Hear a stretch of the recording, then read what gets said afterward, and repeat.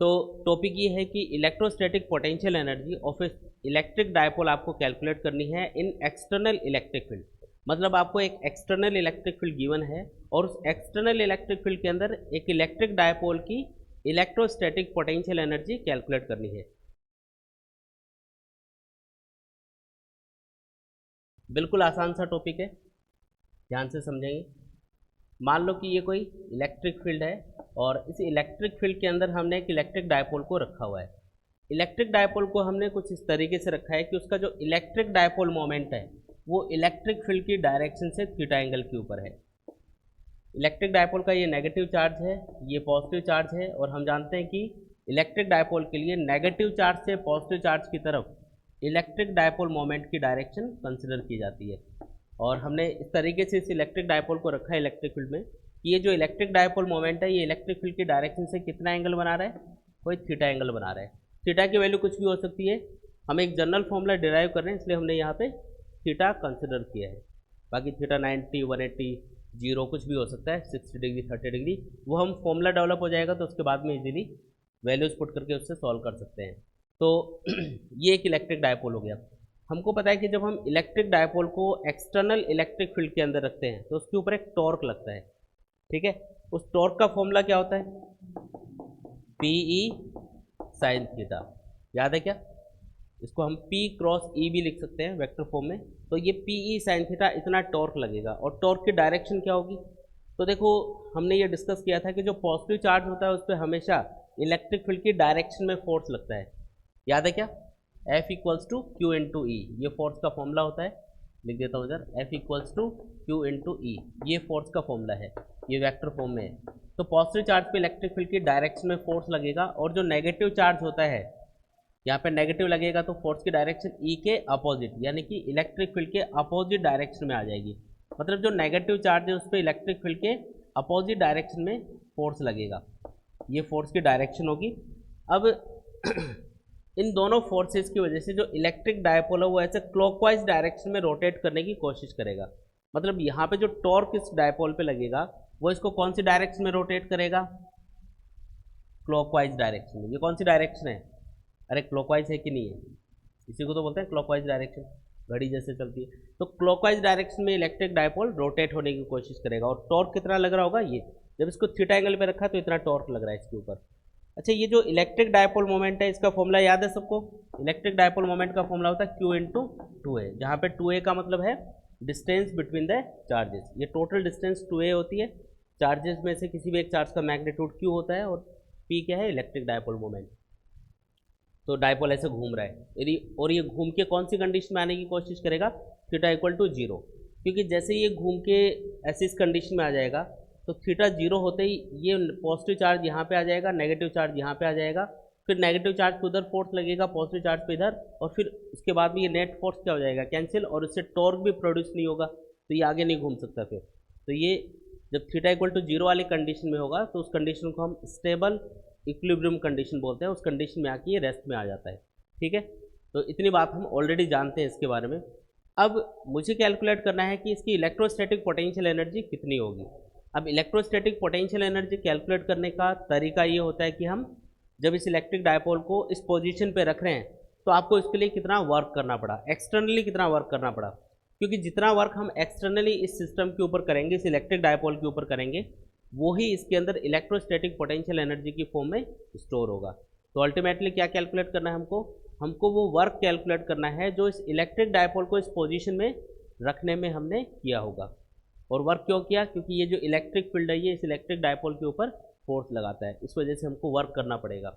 अब उस वर्क को मैं कैसे कैलकुलेट करूँ, तो यहाँ पे एक सिंपल सी चीज़ मैं ऑब्जर्व कर रहा हूँ कि ये जो इलेक्ट्रिक डायपोल है ये क्लॉकवाइज डायरेक्शन में रोटेट कर रहा है। तो मुझे वर्क कैलकुलेट करना है कि इसको घुमाने में या इसको रखने में कितना वर्क करना पड़ेगा। तो मैं इसको उल्टा घुमाता हूँ, थोड़ा सा घुमाना है ना। इसके लिए मैंने एक्सटर्नली इसके ऊपर टॉर्क अप्लाई किया।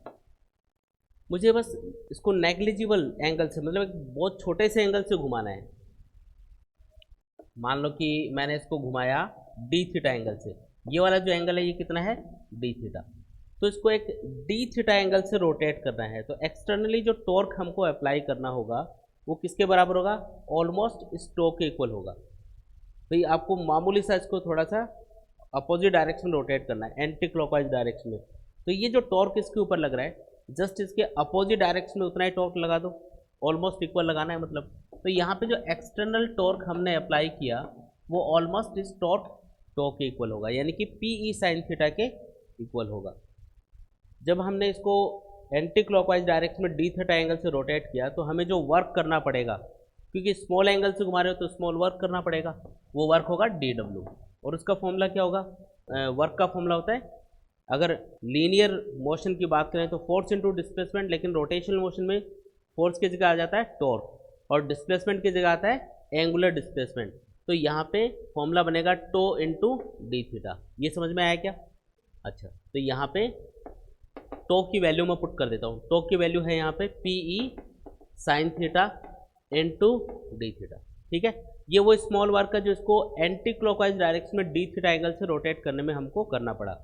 मान लो मैं इसको किसी पर्टिकुलर एंगल θ1 से θ2 एंगल तक रोटेट करता हूँ, बड़े एंगल से रोटेट कर रहे हैं। मान लो ये वाला एंगल है θ1 पहले जिस पे रखा हुआ था, और इसको मैं ऐसे घुमा के यहाँ पे ले गया, θ2 एंगल तक घुमा दिया मैंने इसको।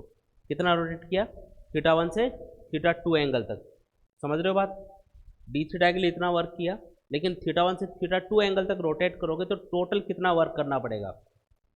अब लोग इसे टॉर्क को मल्टीप्लाई कर दो θ2 माइनस θ1 से, तो ऐसा नहीं करना है, क्योंकि यहाँ पे टॉर्क कांस्टेंट नहीं है।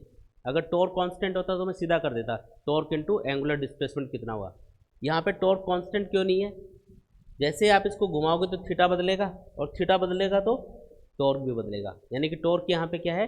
एंगल के साथ में चेंज हो रहा है। अगर टॉर्क की वैल्यू चेंज होती जा रही है, एंगल के साथ में टॉर्क की वैल्यू क्या होती जा रही है?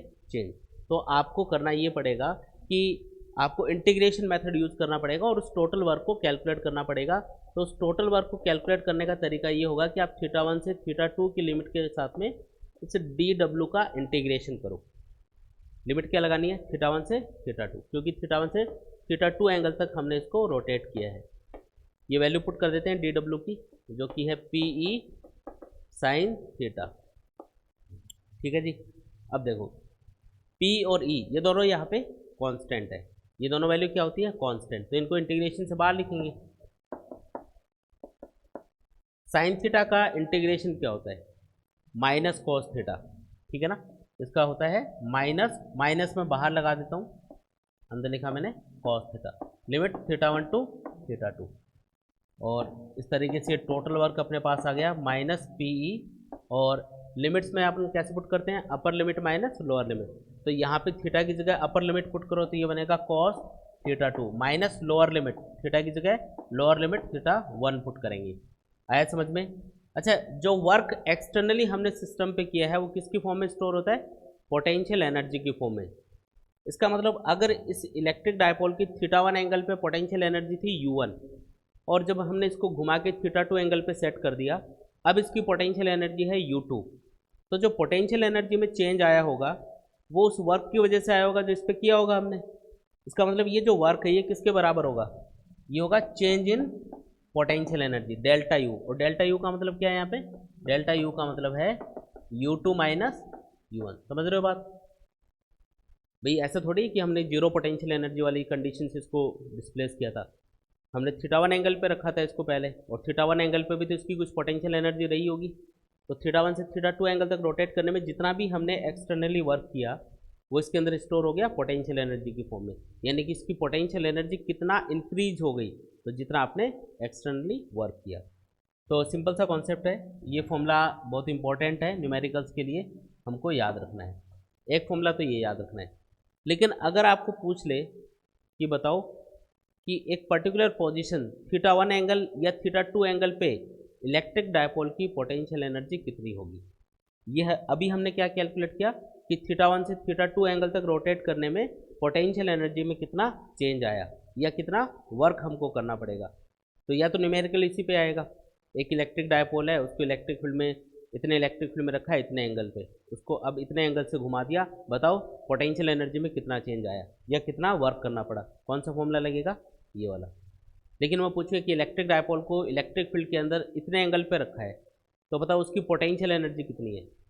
तो अब तो एक पर्टिकुलर एंगल पे पूछा आपको, तब ये फॉर्मूला नहीं लगेगा। तो कौन सा लगेगा? तो मैं यहाँ पे इसको थोड़ा सा सिंप्लीफाई करके आपको बताता हूँ कि इसी से ही निकालेंगे अपन वो फॉर्मूला भी।